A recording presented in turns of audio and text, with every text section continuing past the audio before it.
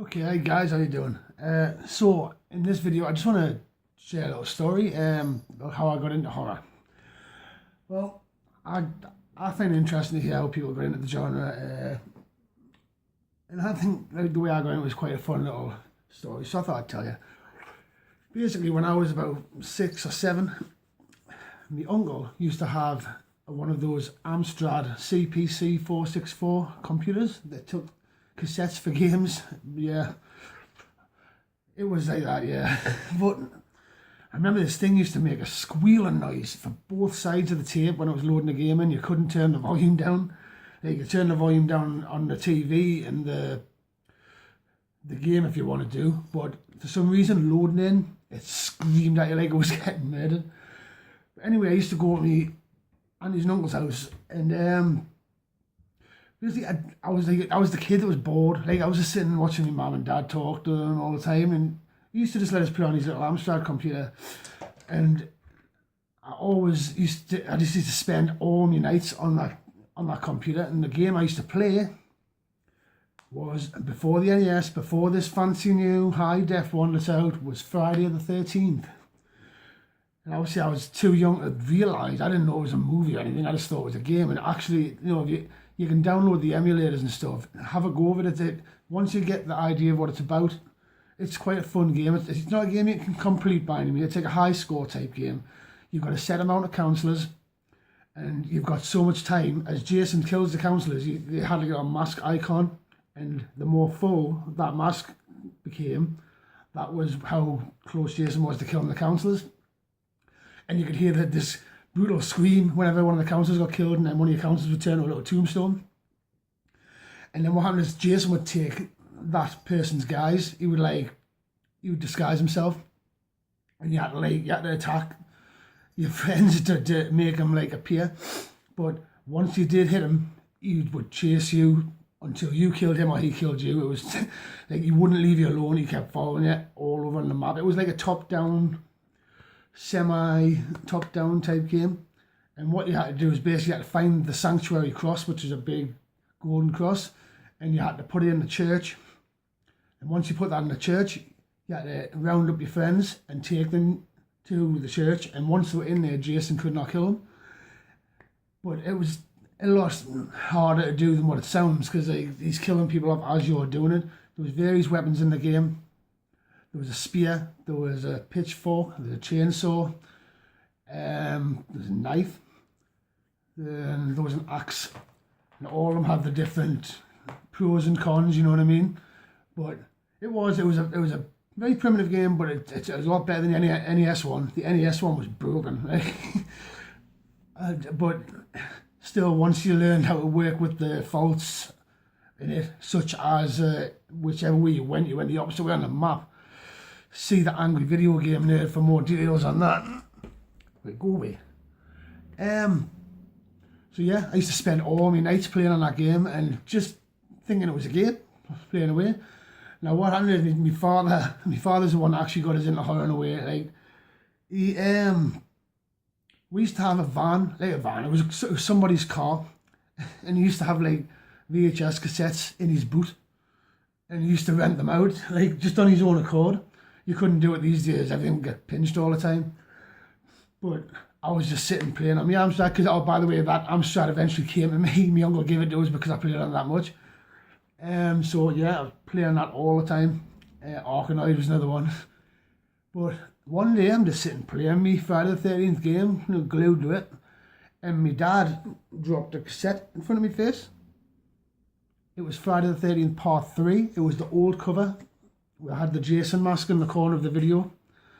And I was like, as a kid, I was like, this is a movie. It was. I was. You know what?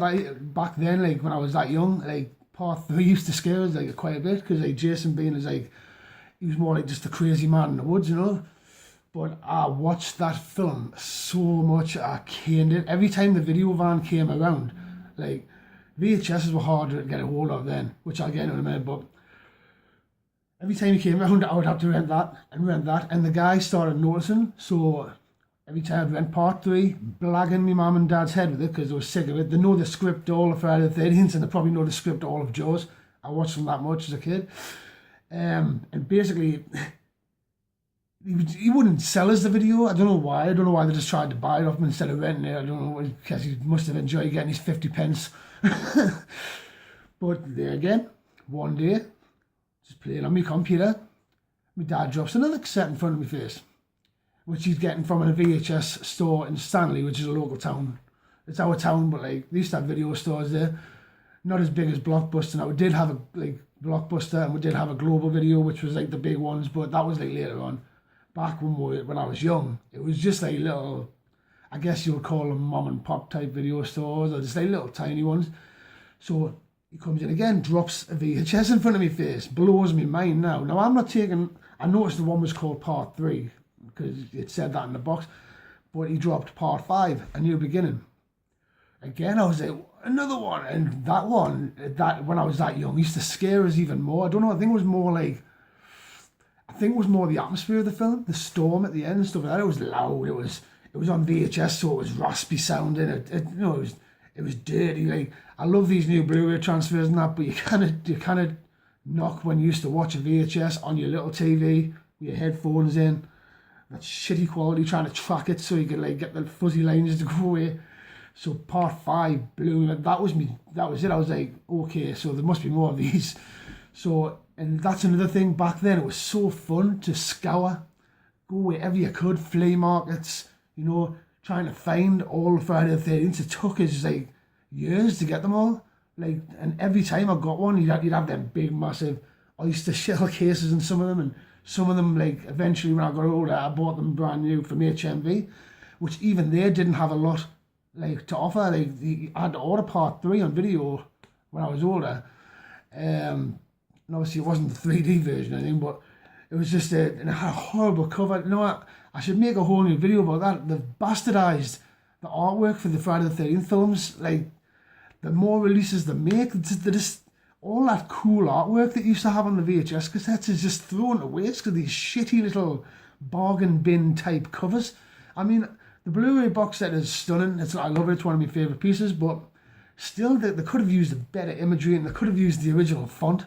Like, I hate that new font.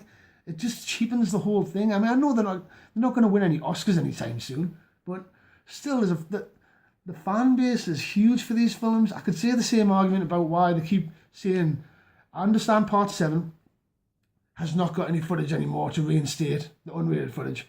But all these other ones are saying, oh, I want to cut this out, I want to cut that out because of the MPAA. But okay, so why not try and like restore that now? The fan base is huge.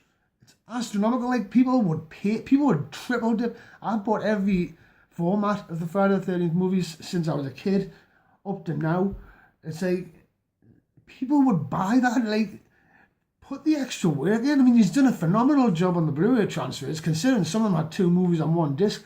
The transfers were fantastic, and some of them even kept that light grain, and like, just go the extra mile, try and reinstate whatever foot. The only one they've done it with is Part 1. Now, that's always been uncut in this country, so I guess that might be new for like American stuff, because the American version I had before I bought the box set, it was like, it made a big deal about it being uncut, and I was like, we've always had that version. I just like longer death scenes, basically, like. But that it's stupid because the hard work that goes into creating these effects.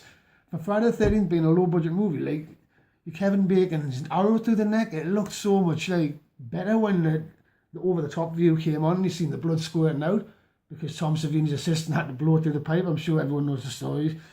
I'm not getting into that. But yeah, so basically Friday the 13th Part 3 and Part 5 were my first horror movies, and I watched them to death.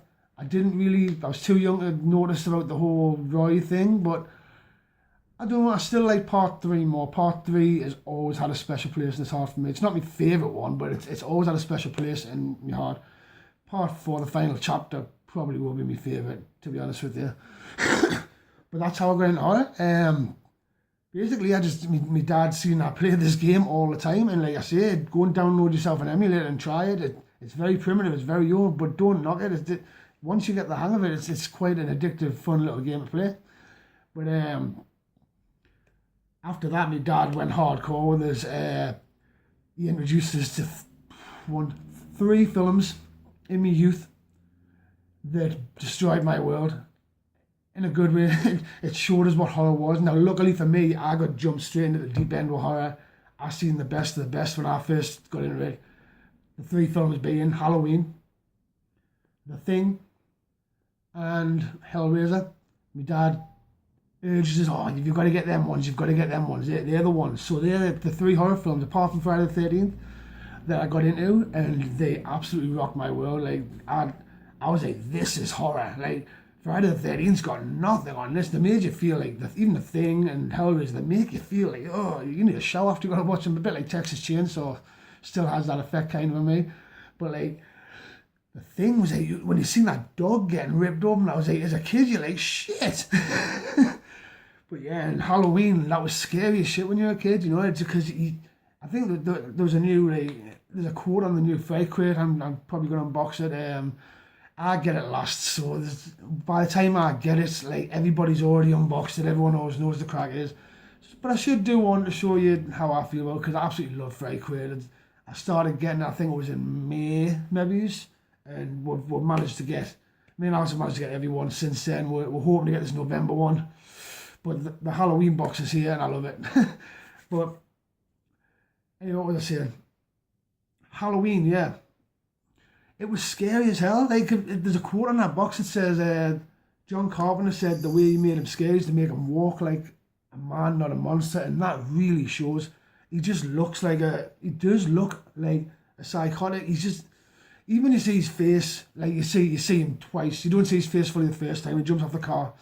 But even when he pulls his mask off at the end, he's not there. He's not there.